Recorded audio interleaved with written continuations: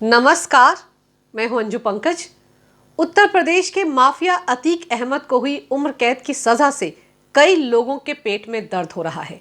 दर्द तो दिल्ली के सीएम अरविंद केजरीवाल के पेट में भी हो रहा है।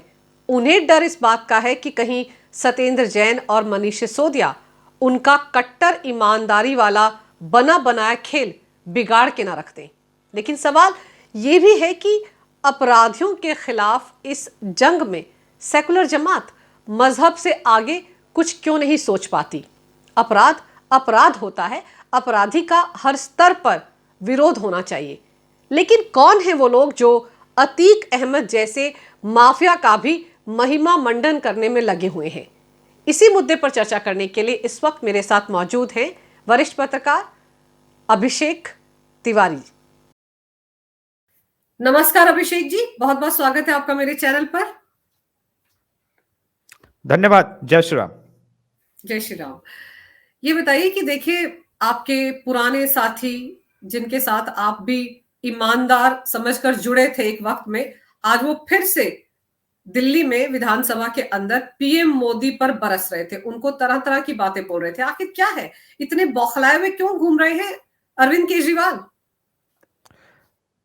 मैंने आप ही के चैनल पे शायद बताया था, वैसे अपने चैनल पे भी मैंने बताया है, अपने यूट्यूब चैनल पे, कि सत्येंद्र जैन अब ऑलमोस्ट टूट चुका है और ये आम आदमी पार्टी को भी पता है। सत्येंद्र जैन की वाइफ ने एक पब्लिकली जो अंदर की मीटिंग होती है उसमें अरविंद केजरीवाल को खूब खरी सुनाई थी। बोली, मनीष सिसोदिया को निकालने के लिए तो सारा जी जान लगा दिया है तुमने, मेरे पति 1 साल से जेल में है, कुछ कर नहीं हो। मनीष सिसोदिया और सत्येंद्र जैन के जेल जाने के बाद अरविंद केजरीवाल को पता है कि सीबीआई ना सही लेकिन ईडी का हाथ उसके दामन तक देर सबेर पहुंच सकता है। हो सकता है 2024 के चुनाव तक ना पहुंचे, लेकिन 2025 के चुनाव से ठीक पहले पहुंच सकता है। टूटेंगे, समय लगता है। ऐसे ऐसे केसेस में हमने देखा है, चारा घोटाला शुरू हुआ 1996 में, जेल पहुंचे लालू यादव। कब लोग बहुत जल्दी भूल जाते हैं इन चीजों को और कहते हैं मोदी जी जल्दी क्यों नहीं जेल भेजते। तो भारत का जो जुडिशियल प्रोसेस है वो काफी स्लो है। ये बात हम भूल जाते हैं जब आलोचना करने जाते हैं और कभी कभी एक्सट्रीम पे चले जाते हैं या बिलो द बेल्ट चले जाते हैं आलोचना करने के समय। लेकिन ये बात भूलनी नहीं चाहिए। खैर, अब आते हैं केजरीवाल के मुद्दे पे।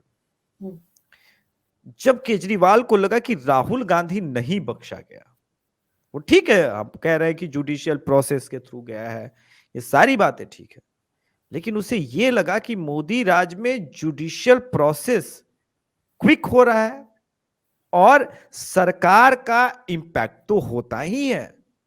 वो भी देख रहा है कि यहां पे अब ईमानदारी से काम करने पे शायद मुझे प्रमोशन मिल जाए। दूसरी बात, जज साहब, आपको भी पता होगा कि ये जो पूरा जजमेंट है ये ऑलरेडी एक सुप्रीम कोर्ट के पुराने जजमेंट से लिया गया है। तो आसान नहीं है राहुल गांधी की भी टीम के लिए इसको ओवरकम करना सुप्रीम कोर्ट में भी, क्योंकि फिर 7 बेंच की जज का ये बिठाना पड़ेगा। अब आते हैं केजरीवाल, जो ये पूरा बौखलाहट है उसे समझ में नहीं आ रहा है कि उसने खुल्लम खुल्ला राहुल गांधी को सपोर्ट किया, कांग्रेस को सपोर्ट किया, लेकिन कांग्रेस केजरीवाल के मुद्दे पे क्यों नहीं केजरीवाल को सपोर्ट कर रही है। आपने ये चीज गौर किया होगा, आपके दर्शकों ने भी, कि केजरीवाल तो बड़ा राहुल गांधी को उछल उछल के सपोर्ट कर रहा है, लेकिन इसी शराब घोटाले पे अजय माकन सपोर्ट नहीं कर रहा है। अजय माकन को और कांग्रेस को पता चल गया था इसी बार जब नगर निगम के चुनाव हुए, वहां पे जितने मुस्लिम मेजॉरिटी एरिया है वहां सब जगह कांग्रेस जीती। उन्हें समझ में आ गया कि अब हमारे रिवाइवल का टाइम है। कम से कम दिल्ली कांग्रेस को समझ में आ गया, भले टॉप लीडरशिप को ना समझ में आए। तो दिल्ली कांग्रेस चाहती है कि चलो इसका डेरा डंडा खत्म हो जाए, केजरीवाल खत्म हो, हम और बीजेपी रहे, जो लड़ाई होगी जैसे लड़ना होगा वैसे लड़ लेंगे। मेरी बात हो रही थी, बहुत सीनियर कांग्रेस लीडर हैं, मैं उनका नाम नहीं लूंगा लेकिन आप जानती हैं, उनके टाइटल में लवली आता है। तो उन्होंने मुझसे पूछा कि अभिषेक जी, आप लोग केजरीवाल पे जितने भड़के हुए हैं, ये बताइए कि क्या वाकई चांसेस हैं केजरीवाल के जाने के। मैंने बोला, आप ये मुझसे पूछना क्यों चाहते हैं। बोले कि देखिए, क्योंकि हमारी प्लानिंग 2024 को लेके ये है कि हम कम से कम अलायंस के मूड में नहीं है हम, और हम अपने टॉप लीडरशिप को बता देंगे कि मुस्लिम वोट हमें मिल रहे हैं, सिंपैथी वोट ऐसे वैसे गेन करके। तो केजरीवाल की बौखलाहट इस वजह से है, उसे पता है कि फिर से लोकसभा में वो चुनाव जीतेगा नहीं, यहां पे दिल्ली में एक भी सीट। और अब केजरीवाल की पार्टी पंजाब में भी किसी लोकसभा सीट में उसके पास नहीं है। अभी अगर आप टेक्निकली देखें तो एक भी लोकसभा का सांसद केजरीवाल के नहीं। पास नहीं है। और 2019 में भी 2024 में भी इसकी संभावना नजर नहीं आ रही है, क्योंकि जो आम आदमी पार्टी बहुत बुरी तरह से पंजाब में पिटने वाली है 2024 में, वहां भी कांग्रेस का रिवाइवल होगा, इसमें कोई संदेह नहीं है। ऐसे में अरविंद केजरीवाल को 3 चीजों की टेंशन है। फंड्स, क्योंकि उस आदमी के पास पैसे नहीं रहेंगे ना, वो पागल हो जाएगा। पैसों का हिसाब किताब किसके पास था? आपके दर्शक समझदार हैं, सत्येंद्र जैन के पास, और मनीष सिसोदिया भी जेल में है। तो पैसे भी अब क्या है, एक और न्यूज जो है, खबर को हम लोग अंडर द लाइन नहीं पढ़ते हैं बहुत सारे लोग। एक धुर बीजेपी विरोधी पोर्टल है द प्रिंट, उसका आर्टिकल है 2 दिन पहले का, आपके दर्शक चाहे तो गूगल सर्च कर सकते हैं कि फिर से 467 या 440 एनजीओ को मोदी सरकार ने बैन कर दिया है। तो रूट जो था पैसों का वो केजरीवाल का टूट गया है। ऐड भी देना है, ऐड नहीं देंगे तो चैनल गुलामी से बाहर निकल जाएंगे, फिर केजरीवाल को गाली देंगे तो और ट्रैप होगा। पैसे नहीं है, और core member Manish Sisodia jail में है, जो ज्यादा तकलीफ दे है। मनीष सिसोदिया का जो पूरा केस है वो आम आदमी पार्टी उसी पैसों से तो लड़ेगी, ये भी तो समझ। मनीष सिसोदिया अपने पैसों से तो नहीं लड़ेगा चुनाव, और ना ही चुनाव में कह रहा हूं, केस जो है ये पूरा ईडी के साथ जो चल रहा है।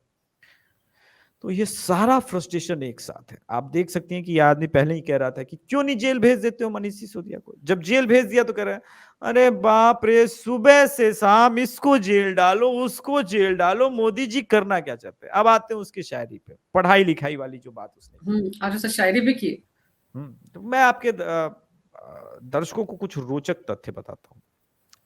जितने आईएएस, आईपीएस और आईएफएस इस बार केंद्र की सत्ता में डायरेक्टली मंत्रालय में है ना, उतने किसी भी सरकार में कभी भी नहीं रहे। आप नाम गिनवा लीजिए दर्शकों के लिए होमवर्क समझ के, कभी भी। और अभी का नहीं, ये पिछले 30-40 साल का इतिहास, 50 साल का इतिहास है। इनफैक्ट सिंस इंडिपेंडेंस आप निकाल लीजिए, कभी भी नहीं रहे। क्योंकि नेताओं को लगता था कि ये पढ़े लिखे लोग अगर मंत्रालय में होंगे ना तो उनकी नहीं चलेगी। ये तमाम चीजें हैं जो केजरीवाल को परेशान करती है। आप अगर इस वक्त मंत्रालय देखे नरेंद्र मोदी जी का, तो कम से कम उसके जितेंद्र तोमर जैसे डिग्री चोर से कहीं बेहतर मंत्री, जिसकी फर्जी डिग्री उसने खुद चेक की थी और कहा था मैंने चेक कर लिया है जी, डिग्री है, सब ठीक है जी, कोई फर्जी डिग्री नहीं है जी, ये बीजेपी वाले उल्लू बना रहे हैं जी, बेवकूफ बना रहे हैं जी, एलजी हमें काम नहीं करने देता है जी। ये वो नालायक आदमी है जो पंजाब में जाकर, दिल्ली में जब चुनाव हो रहे थे 2020 के, पंजाब वाले हमें सांस नहीं लेने दे रहे जी, पराली जला देते हैं पंजाब वाले जी, हम क्या करें जी, हम दिल्ली वाले बर्बाद हो गए जी, ये बीजेपी वाले कुछ नहीं करते, ये कांग्रेस वालों को भगा दो जी, हमको पंजाब में सत्ता लेके आ जाओ। पटाखे अब तक बैन करता था, इस बार जब पराली जली पंजाब में तो कह रहा है पंजाब में किसान पराली नहीं जलाएंगे तो क्या करेंगे जी। इस धुर विरोधी को कोई कान के नीचे कंटाप लगा के पूछे कि तुमने एडवर्टाइजमेंट दे दे के देश भर में पका दिया था लोगों को, अब आपको पराली जलाने की जरूरत नहीं है। पराली जलाने की जो है हमने एक नई मशीन लगाई है जी, इससे खाद बन जाएगा जी। और पराली जलाने वाले सभी किसानों को मैं ये सलाह दूंगा कि हमारी आम आदमी पार्टी सरकार जो टेक्नोलॉजी लेके आई है जी, उसके थ्रू कर। तो क्यों नहीं जलवा लिया पंजाब में जी? ये कोई पूछे कि ये तुमने इस पूरे एडवर्टाइजमेंट में देश भर में कितने पैसे फूंक दिए और अब तुम काम भी नहीं करा रहे हो जी। और अब उस समय तो कांग्रेस को गाली देते थे कि पराली जलवा रहे जी, दिल्ली प्रदूषित हो रही है जी। अब खुद जला रहे तो कह रहे हम नहीं रोक सकते जी, ये केंद्र सरकार रोक ले जी। इनका यही ड्रामा है। फ्री बिजली देंगे जी, और जैसे चुनाव जीतेंगे केंद्र हमको 50,000 करोड़ रुपए नहीं देगी। तो तुमने केंद्र से पूछ के वादे किए थे क्या?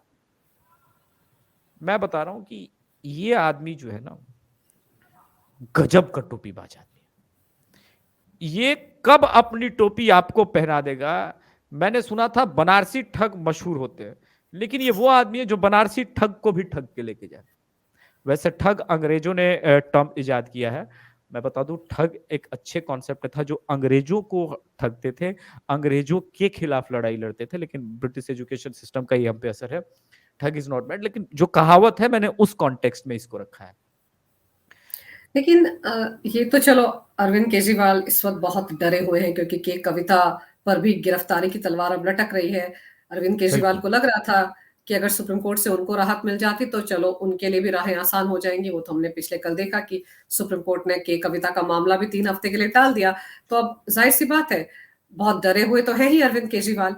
लेकिन अगर हम उत्तर प्रदेश की तरफ थोड़ा रुख करते हैं तो उत्तर प्रदेश में जिस तरह से अतीक अहमद को आज उम्र कैद की सजा हो गई, और जिस तरह से मीडिया ने उसका अहमदाबाद से लेकर के प्रयागराज तक का जो सफर था उसको जिस तरह से कवरेज दी है, उसमें तो ऐसा लग रहा था कि अतीक अहमद बहुत बड़ा कोई हीरो है, कि उसके पल पल की जानकारी, कहाँ रुका, कहाँ क्या किया, कहाँ दीर्घ शंका की, कहाँ लघु शंका की, सब कुछ चैनल वाले दिखा रहे थे। ये क्या तमाशा था? क्या खबरों का अकाल पड़ गया है चैनल्स पर कि कुछ भी दिखाते हैं आजकल? अरे ये तो कुछ नहीं है। अब आप अगले फिर से 36 घंटे 37 घंटे फिर यही झेलने वाली है, क्योंकि फिर से साबरमती जेल उसको जाना है, फिर यहां से अभी तो निकलेंगे अभी तो नैनी अभी। जेल शिफ्ट किया। लेकिन ये क्या था, ये 2006 का केस है। मैं आपके दर्शकों को बताऊं, ये उमेश पाल के किडनैपिंग वाले केस में गया है। आपके दर्शकों को कुछ चीज बताता हूं जो यूनिक है। अगर पीआईएल मैन अश्विनी उपाध्याय 2017 में उन्होंने एक पीआईएल दायर की थी सुप्रीम कोर्ट में। उस सुप्रीम कोर्ट में जो पीआईएल था उसका जो कॉन्टेक्स्ट था कि ये जितने एमएलए एमपी हैं जो एक साथ मल्टीपल क्राइम में जुड़े हुए हैं, इन सबके केसेस को एक साथ ला करके एमएलए एमपी कोर्ट बनाया जाए, इनके लिए एक अलग कोर्ट बनाया जाए जिससे इनका ट्रायल फास्ट हो सके। और उस प्रोसेस के थ्रू अब इनको अतीक अहमद को गुजरना होगा। उसमें मर्डर वगैरह सारे चार्जेस 107 केसेस को एक साथ यूपी पुलिस ने फ्रेम कर लिया है। तो 2018 में जजमेंट आ गया था। रंजन गोगोई ने कहा कि ठीक बात आप कर रहे हैं, एक कोर्ट होनी चाहिए, उसके लिए बनाएंगे, सेटअप बनाएंगे। वो सेटअप बनने में 1 साल लग गया, फिर करो कोविड आ गया तो डिले। अब एक्चुअली वो जो 2017 की मेहनत थी उसका रिजल्ट आपको अतीक अहमद केस में फ्यूचर में दिखेगा। तो मैं एक जानकारी दर्शकों को ये यूनिक दे दूं। अब मैं बता रहा हूं कि ये जो केस है पूरा 2006 का है। ये उमेश पाल की किडनैपिंग वाला केस है, क्योंकि उमेश पाल राजू पाल की हत्या का इकलौता गवाह था।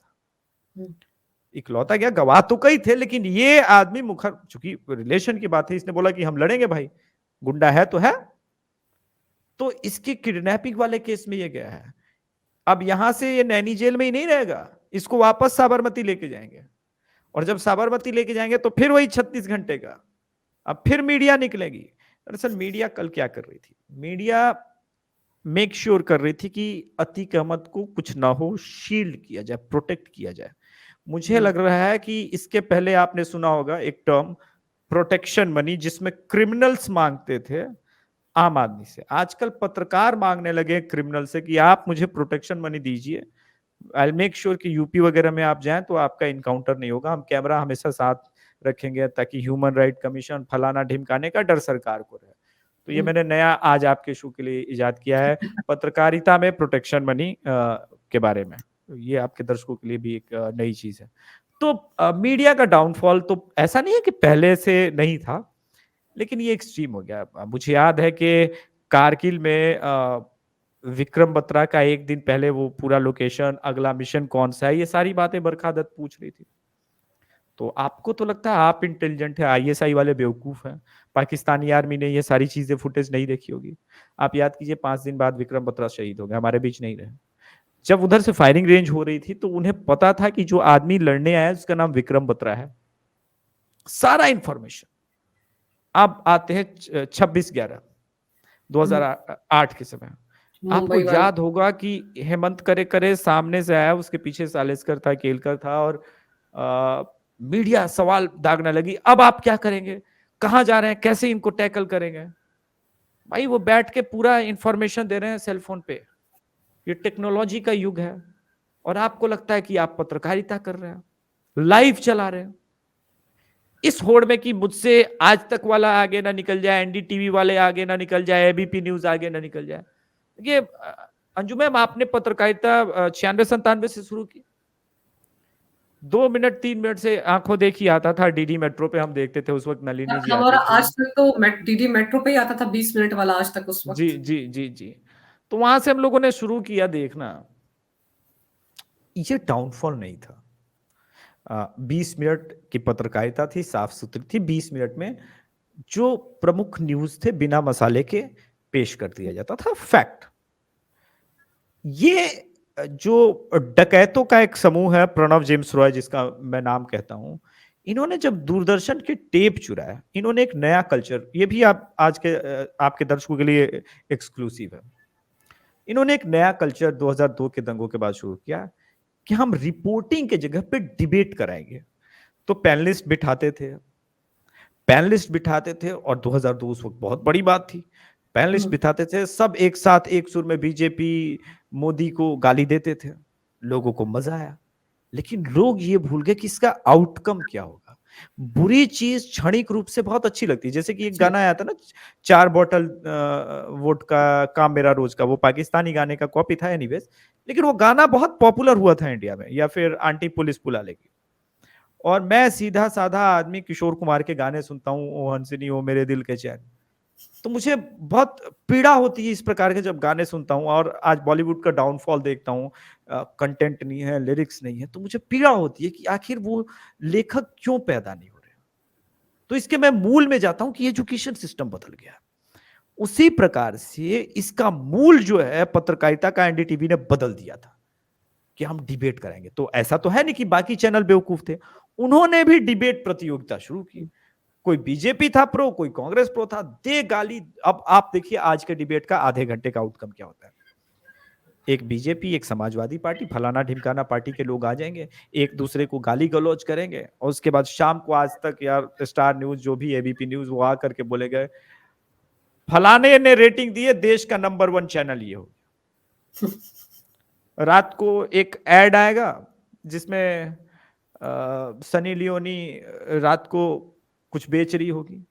ये डाउनफॉल है पत्रकारिता का। इस देखिए, एक और इंटरेस्टिंग चीज बताता हूं, तब में और अब में अंतर जो मैं पर्सनली रीड करता हूं। जब आप लोग पत्रकारिता करती थी तो पत्रकारों को फिल्मों में कैसे दिखाया जाता था? एक ईमानदार पत्रकार होता था, नैतिकता के लिए, निष्ठा के लिए जान गंवा देता था। कुर्ता होता था, उसके पास एक झोला होता था, एक कैमरा होता था, नैरेटिव नहीं बनाता था, वो गुंडों से लड़ जाता था। अब आते हैं आज के युग के पत्रकार, जो कि बॉलीवुड में दिखाया जाता है कि वो क्रिमिनल के साथ मिला होता है या सबसे बड़ा क्रिमिनल होता है, वो अपने हिसाब से खबरें चलाता है, मैन्युफैक्चर करता है। तो ये जो रिफ्लेक्शन है जो मैं प्रेजेंट करने का प्रयास कर रहा हूं आपके चैनल पे, ये हमारे समाज को अंदर से खोखला कर चुकी है। सोचने समझने की शक्ति, विवेक के ऊपर ये हमला किया गया सुनियोजित रूप से।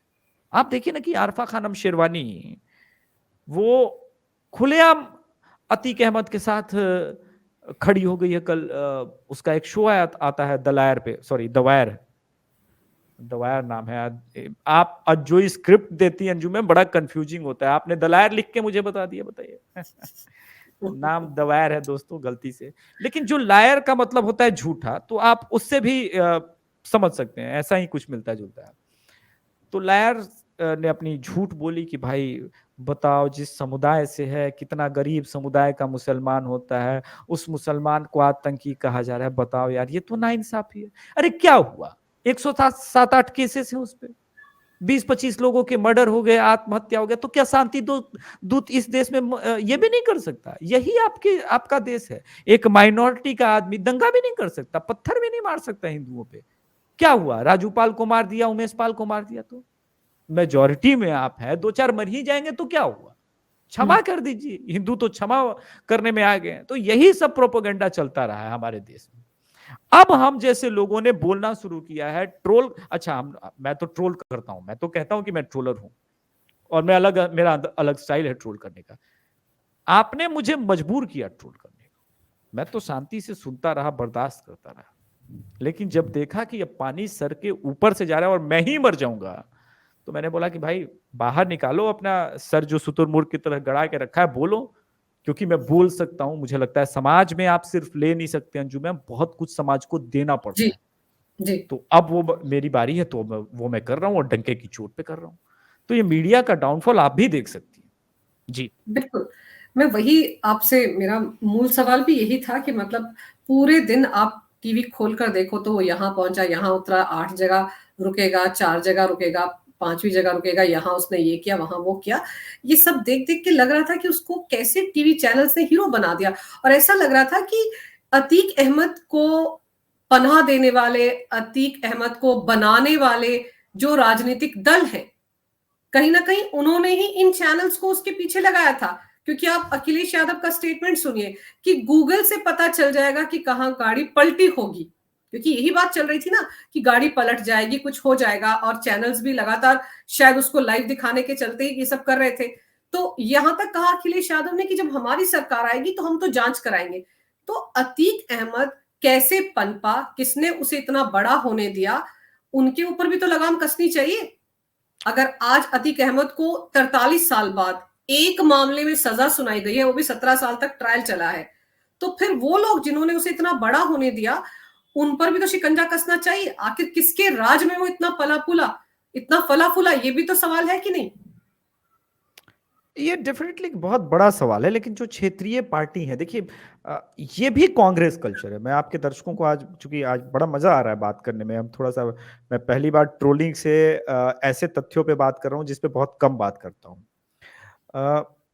पहले 1977 में जब इमरजेंसी हटा दी गई और हारी कांग्रेस, तो 80 आते आते उन्हें रियलाइज हुआ कि बैलेट पेपर में धांधली कराने के लिए हमें बाहुबलियों की आवश्यकता पड़ेगी, और वो कल्चर वहां से आया। लेकिन बाहुबलियों को जल्दी रियलाइज हुआ कि जब मैं दूसरे नेता को चुनाव जितवा सकता हूं इस प्रोसेस से, तो मैं खुद चुनाव लड़ सकता हूं।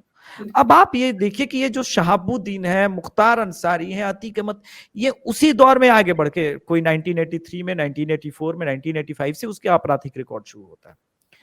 इनको Samajwadi party, RJD party, Congress जैसे लोगों ने शील्ड किया। इनके कुख्यात अपराधों को इग्नोर किया गया, इन्हें बड़ा बनाया गया, इन्हें लार्जर देन लाइफ बनाया गया। ये जो राकेश मारिया की एक किताब है, उसमें वो बता रहे थे कि वो शहाबुद्दीन को 99 में ही अरेस्ट करना चाहते थे, अरेस्ट करने के बिल्कुल करीब थे, पर अनफॉर्चुनेटली 4 दिन बाद वो सांसद बन गया, उनके हाथ बंध गए।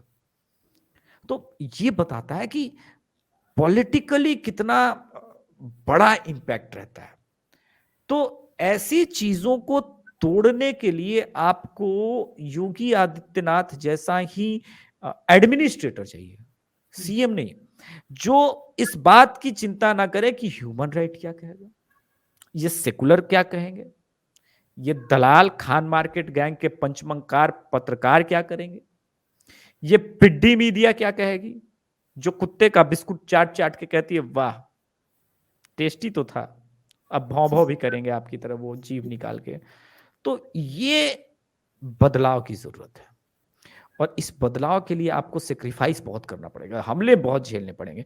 तो अखिलेश यादव ने जो कुछ भी कहा ये गुरूर था, लेकिन एक पूर्वांचली में, भोजपुरी में, अवधी में कहावत है, तीनों लैंग्वेज में, न राधे के 9 मन घी हुई है, न राधे नची है, ना 9 मन तेल होगा, ना राधा नाचेगी। हाँ, तो न 9 मन तेल होगा, न राधा नाचेगी। तो 2000, देखिए ओपिनियन पोल में करना मेरा काम है, एग्जिट पोल करना मेरा काम है, सीट बाय सीट अपने चैनल्स पे मैं आज से नहीं बहुत दिनों से प्रोजेक्शन दे रहा हूँ। एक ठलुआ क्लब का पेज हुआ करता था 2013 में अंजू मैम, उस पेज का मैं एडमिन हूं। जिस वक्त 2013 में बहुत कम लोगों के पास लाखों की फैन फॉलोइंग होती थी, उस पेज की फैन फॉलोइंग 13 लाख थी। तो तब से मैं इसमें हूं। 2024 के लोकसभा चुनाव में अगर बीजेपी को 71 लोकसभा सीट से नीचे आ गए तो मैं चैनल बंद कर दूंगा।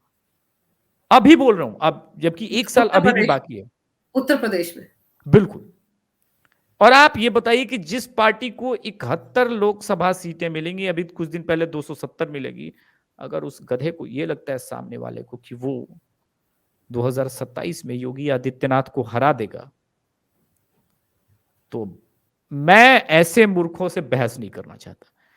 ग्राउंड पे रियलिटी क्या है विपक्ष की, एक बात बताऊं, आप कांग्रेस को देखिए, सुप्रीम लीडर डिस्क्वालीफाई हो गया। कितने स्टेट में ये लोग सड़क पे आके प्रोटेस्ट कर रहे हैं? कैडर ही नहीं है। कैडर होगा तब तो बिहार में कन्हैया कुमार, ये कांग्रेस पार्टी, समाजवादी पार्टी, ये लोग ट्विटर ट्रोल पार्टियां बन गई हैं, इनके पास कोई कैडर नहीं।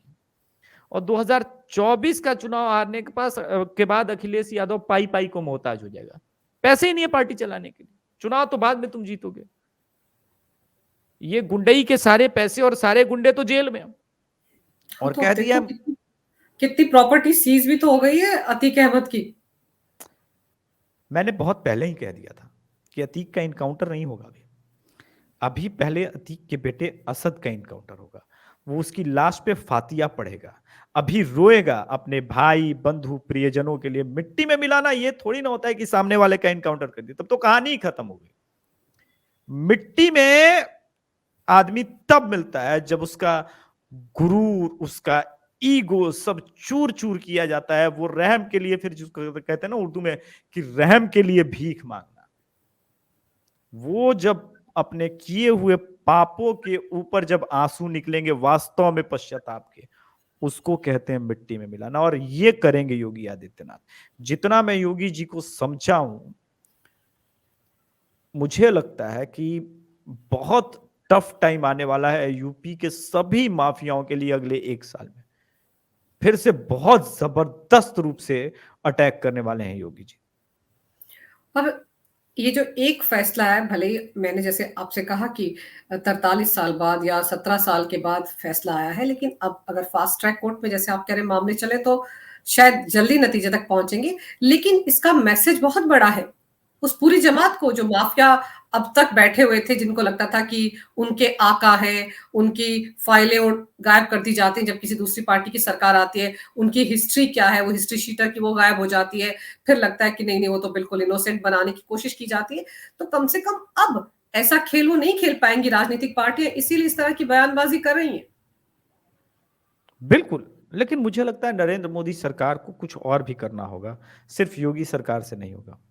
ये जितने दलायर टाइप के प्रोपोगंडाबाज पोर्टल है ना, इन पोर्टल को जो है बंद करना होगा, क्योंकि अब एनफ हो गया। आप देखिए अतीक अहमद जैसे हार्ड कोर क्रिमिनल के लिए एकदम से आरफा खानम शेरवानी खड़ी हो गई और एकदम से क्लियर कट लाइन लिया है कि हाँ है तो है, लेकिन मेरी कौम का है, उम्मत का सवाल है। इस्लाम में उम्मत, आपके दर्शक हो सकता है कंफ्यूज हो जाए कि उम्मत किसको कहते हैं। उम्मत यह है कि इस्लाम मायने रखता है, कंट्री रिलीजन स्टेट मायने नहीं रखता। अगर वो ओसामा बिन लादेन है, कोई बात नहीं, मैं अपने बेटे का नाम ओसामा रखूंगा जैसे साहबुद्दीन ने रखा। इसको कहते हैं समर्थन करना इस्लाम के नाम पे। तो ये बहुत डेंजरस चीज है। हम हिंदुओं को इतना लिबरल है ना हिंदुज्म कि ये सब कभी नहीं कहा गया, क्योंकि हमारे किसी महापुरुष ने नहीं कहा what to do and what not to do. कभी नहीं कहा कि एक हिंदू के लिए खड़े हो। हिंदुओं को सिखाया गया सही और गलत के लिए खड़ा होना। ये जो डिफरेंस है ना, ये बहुत बड़ा डिफरेंस है। तो आरफा खानम शेरवानी या जाकिर त्यागी जैसे जो छुट भैया यूट्यूबर टाइप के पत्रकार हैं, या फिर वो जुबैर जुबैर जुबैर जो भालू है, तो इनकी कभी कहता है पत्रकार हूं, कभी कहता है नहीं हूं, कभी बोलता है फैक्ट चेकर हूं, खैर जो भी है स्पेशल। लेकिन इन लोग को लगता है कि इस देश में अभी तक तो हमारे पास एक स्पेशल प्रिविलेज थी। हम माइनॉरिटी के नाम पे कुछ भी करने को आजाद थे। ये सरकारें जब से आई है ना, वो कार्ड नहीं चल पा रहा है। और इस बौखलाहट में अब शेयर प्रोपेगेंडा, आप देखिए अमृतपाल के समर्थन में दबायर खड़ा हो गया। इसको अगर इन सब चीजों को नहीं रोका गया तो 2024 की लड़ाई अंजुम बहुत मुश्किल होने वाली है, क्योंकि हमारी आपकी ऑर्गेनिक रीच है 50,000, 60,000, 1 लाख व्यूज जाएंगे, पर वो पेड है और प्लस ऑर्गेनिक है। आपका अच्छा से अच्छा कंटेंट 1 लाख जाएगा, बिल्कुल। उनका बुरा से बुरा कंटेंट 50 लाख जाएगा। जाता ये है। जो हाँ, ये जो अंतर है ना, ये अंतर इसीलिए है। सोरस मनी बहुत मैटर करता है। हमारे पास कौन है फंडिंग करने के लिए? कोई नहीं है। हमें अपनी लड़ाई स्वयं लड़नी है और देश की भी लड़ाई स्वयं लड़नी है। ऐसा नहीं कि हमें बीजेपी भी फंड कर देगी। उसका आईटी सेल जो नकारा टाइप का है, उसे समझ में नहीं आता कि लड़ाई कैसे लड़नी है। और इसीलिए मैं कहता हूं कि मैं तो कम से कम मैं कहता हूं कि मैं 2024 तक उसके साथ हूं। मैं निष्पक्ष नहीं हूं। मैंने अपने आप को कभी नहीं कहा कि मैं इस लड़ाई में निष्पक्ष हूं। अरे जब रवीश कुमार निष्पक्ष नहीं है, अभिशाप शर्मा निष्पक्ष नहीं है, पुण्य प्रसून खाजपेयी निष्पक्ष नहीं है, कालुतोष निष्पक्ष नहीं है, तो मैं निष्पक्षता का ढोलक लेके बजाऊंगा। ये धर्म युद्ध है पंकज मैम, और धर्म युद्ध में निष्पक्ष होना भी अधर्म के पक्ष में होता है। मैं निष्पक्ष नहीं हूं। मेरा एक पक्ष है और मेरा एक पक्ष जो है वो सनातन है, और जो सनातन के साथ है मैं उस पार्टी के साथ जी। और पता है अभिषेक की ये जो निष्पक्ष और पक्ष है ना, ये सच में मतलब निष्पक्षता आजकल दिखती कहाँ है? जो लोग हम पर उंगलियां उठाते हैं, बहुत सारे लोग हमारे बातचीत के दौरान नीचे हमें मैसेज भी कर रहे हैं, कमेंट भी कर रहे हैं, लेकिन जो लोग हम पर उंगलियां उठाते हैं वो दूसरों की तरफ क्यों नहीं देखते हैं? अगर अतीक अहमद के समर्थन में उठकर खड़े हो जाती दूसरी जमात, जबकि वो ये भी नहीं देखने की कोशिश कर रहे हैं कि उस पर कितने केसेस हैं, 107 या 8 या 10 केसेस उसके ऊपर हैं, और सिर्फ अभी एक ही केस में सजा हुई है, अब तक वो बचता रहा है। कम से कम हम ऐसे किसी भी शख्स का साथ नहीं देंगे जो इस तरह से ऊपर से नीचे तक डूबा हो अपराध में। हम लोग वहां पर ये देखेंगे कि अपराधी है, हमें उसका जात धर्म हमें नजर नहीं आएगा, हमें मजहब भी नजर नहीं आएगा, लेकिन ये जमात सिर्फ मजहब देखकर बात करती है, जो हम और आप नहीं करेंगे फिर भी। नहीं, उन्हें फर्क भी नहीं पड़ता। देखिए सेकुलरिज्म, अलतकिया, उम्मा, ये सब इस्लाम के अपने अपने पहलू है। दारुल इस्लाम अपना एक पहलू है। ये सब का उपयोग करते हैं समय समय पे काफिरों के अगेंस्ट में, और इसमें वो एक सेकुलरिज्म वाला टर्म है, यार तुम निष्पक्ष नहीं हो। मैं क्यों निष्पक्ष रहूं यार? तुम पटना के कारगिल चौक में मान लो इजराइल मार रहा है हमास को, तुम पटना के कारगिल चौक में इजराइल के खिलाफ प्रोटेस्ट कर रहे हो। इजराइल तो भारत का दोस्त है, तुम क्यों प्रोटेस्ट कर रहे हो? हमास ने तो कभी भारत का साथ नहीं दिया, फिलिस्तीन ने तो कभी नहीं दिया। तुम क्यों साथ दे रहे हो? इस्लाम के नाम पे ही दे रहे हो ना। और तुम मुझे सिखाओगे पक्ष निष्पक्ष? ये हिपोक्रेसी अभिषेक तिवारी जैसे लोग बहुत अच्छे से समझते हैं, और मुझे पता है कि छद्म लोगों के साथ जो है ना, धर्मेतर का सहारा लेना है। और मुझे कोई हिचक नहीं होती। मैं इस बात को अपने भी चैनल पे 50 बार बोल चुका हूं, आपके चैनल पे भी बोल रहा हूं, मैं निष्पक्ष नहीं हूं और मैं रहूंगा भी नहीं, क्योंकि ये लड़ाई है, विचारधारा की लड़ाई है। अब आप सोचिए अंजू मैम कि अगर सावरकर निष्पक्ष होते तो क्या होता है इस देश में? भगत सिंह निष्पक्ष होते तो कोई निष्पक्ष होता तो ये निष्पक्षता क्या होती है? मैंने आपके दर्शकों को मैंने कमेंट बॉक्स में खोजा था, शायद सवाल पूछा था कि गांधी जी की अहिंसा के बारे में बात होती है, तो मैं जब पढ़ता रहता हूं, आज भी दिन के 4-5 घंटे मेरा अध्ययन होता है। डिग्री के लिए दोस्तों नहीं पढ़ता हूं, केजरीवाल की तरफ मत समझिएगा, मुझे डिग्री अब नहीं चाहिए, मैं डिग्री से बहुत ऊपर उठ चुका हूं। केजरीवाल को अभी भी शायद डिग्री के हिसाब से पढ़ाई करती होगी। आपने क्यों नहीं भारत के सैनिकों को समझाया कि भाई अहिंसा से लड़ो? ब्रिटिश सैनिकों को भी समझाते कि वर्ल्ड वार चल रहा है, अहिंसा से लड़ो, जाओ हिटलर के पास बोलो कि ये रहा एक गाल, ये रहा दूसरा गाल। राजनीति में ये सारी चीजें नहीं चलती, वरना प्रभु श्री कृष्ण हमको अहिंसा का पाठ पढ़ाते। मैं प्रभु श्री कृष्ण को फॉलो करूं या ऐसे किसी टुटपुंजिए को? तो मैं बहुत क्लियर हूं अपने कॉन्सेप्ट को लेकर के लाइफ में। ये जितने केजरीवाल हैं, जितने लालू प्रसाद यादव के ये सब औलादे हैं, समाजवादी पार्टी की औलादे हैं, मैं समाजवादी पार्टी कहता हूं, उनकी औलादे हैं, आप मुझसे उम्मीद करती हैं कि मैं उन लोगों के साथ समर्थन में खड़ा रह जाऊं जिन्होंने कोठारी बंधुओं पे गोलियां चलवा दी। मतलब मेरी भी कोई अंतरात्मा है कि नहीं? अरे पैसे पे तो सभी बिकते हैं अंजू मैम, हम बिक के क्या करेंगे? रात को सोना है चैन की नींद। तो 3 चीजें, और लोग कहते हैं ना कि अभिषेक भी आप जॉब बेरोजगारी पे क्यों बात नहीं करते? आज मैं उस सवाल का भी आंसर दे देता हूं जाने से पहले। मेरे लिए मेरे परिवार की सुरक्षा सबसे महत्वपूर्ण है। मेरी एक बेटी है, मैं देख रहा हूं आसपास लव जिहाद कैसे किया जा रहा है, ट्रैप किया जा रहा है कैसे हिंदू बहन बेटियों को। मैं समाज के प्रति उत्तरदायी हूं। यह जरूरी है कि मैं अपने परिवार को देखूं। मैं जीवित रहूंगा, मैं कमा लूंगा। अपने परिवार का लालन पालन करने के लिए सनातन धर्म ने मुझे बहुत कुछ दिया है, वो मैं कर लूंगा। लेकिन मैं जीवित ही नहीं रहूंगा, मुझे आईबी अफसर अंकित शर्मा की तरह मार दिया जाएगा, तो मैं सेकुलरिज्म का अचार डालूंगा? भैया ऐसा सेकुलरिज्म नहीं चाहिए मुझे जी। और ये जो सेकुलरिज्म, और आप अंकित शर्मा की बात कर रहे हैं, ताहिर हुसैन को देखिए, अभी दोष उस पर साबित हुए हैं। और ये वही जमात है जिसकी हम बात कर रहे थे, जिन्होंने उस वक्त उसके लिए झंडा लेकर खड़े हो गए थे कि निर्दोष है, उसको कहीं से कोई फंडिंग नहीं होती है, उसको ट्रैप किया जा रहा है, फंसाया जा रहा है। लेकिन आज संजय 10 सिंह दिन खड़ा हुआ था। संजय सिंह से आप देखो ना, बॉलीवुड के कितने लोग थे, वो डडलानी और ये सब कितने लोग थे उस वक्त जो उसके विशाल डडलानी, नाम मुझे याद रहते हैं, विशाल डडलानी, उनके स्वरा सामने यही सब लोग बात करते थे ना उसकी। लेकिन आज सारी की सारी जमात खामोश है। तो चलिए, कभी ना कभी हकीकत जब सामने आती, तब अगर ये इनकी जुबान बंद भी हो जाए तो भी इनके लिए बहुत बड़ा मैसेज है। आज हमारी नहीं बंद चर्चा होगा, नहीं बंद हो सकता, क्योंकि ये 4% वामपंथी जो है ना, ये पूरी दुनिया के लिए सरदर्द है।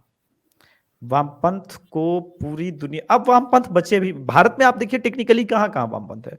दवायर के ऑफिस में, एनडीटीवी के ऑफिस में, कुछ एक आध जेएनयू में, और कुछ एक आध और यूनिवर्सिटी में, और थोड़ा बहुत केरल में। वहां से गायब हो गए ये, त्रिपुरा से, बंगाल से तो ममता ने ही लतिया जुतिया दिया, पीट दिया। अब ये तो भाग के इधर उधर भागे जा रहे हैं। बिहार में एक बेगूसराय था, लेनिनग्राद, वहां भी गिरिराज दास जीत रहे हैं। बचा कहाँ वामपंथ? वही छोटा मोटा थोड़ा बहुत समझौता करके सबके साथ चल रहे हैं जी। हाँ, ये समझौता करके सबके साथ चल रहे हैं, और धीरे धीरे कहीं ना कहीं कांग्रेस पार्टी के अंदर कब्जा कर रहे हैं। तो कांग्रेस का नाम रहेगा, लेकिन अंदर वामपंथी सोच जो है, हम सब देख रहे हैं किस तरह से कांग्रेस के अंदर भी हावी हो रही है। लेकिन जी। आज हमारी चर्चा जो थी, शुरुआत तो हमने केजरीवाल के साथ की थी, लेकिन हमारी चर्चा बहुत अलग दिशा में चली गई। और ये वो दिशा है जिसके बारे में बहुत से लोग हमसे सवाल पूछते हैं कमेंट में, लेकिन आज हमने उनके सवालों के जवाब देने की कोशिश की है कि क्यों हम ऐसा सोचते हैं, क्यों हम उस तरह से नहीं सोचते, और क्यों हम भी निष्पक्ष नहीं है। तो आज की चर्चा में ये इतनी सारी बातों पर ज्ञान, विस्तार से ज्ञान मेरे दर्शकों को देने के लिए अभिषेक, आपका बहुत बहुत धन्यवाद। फिर किसी और विषय पर आपसे बात करूंगी, लेकिन आज के लिए बस इतना ही। नमस्कार। धन्यवाद। जय श्री राम। जय श्री राम।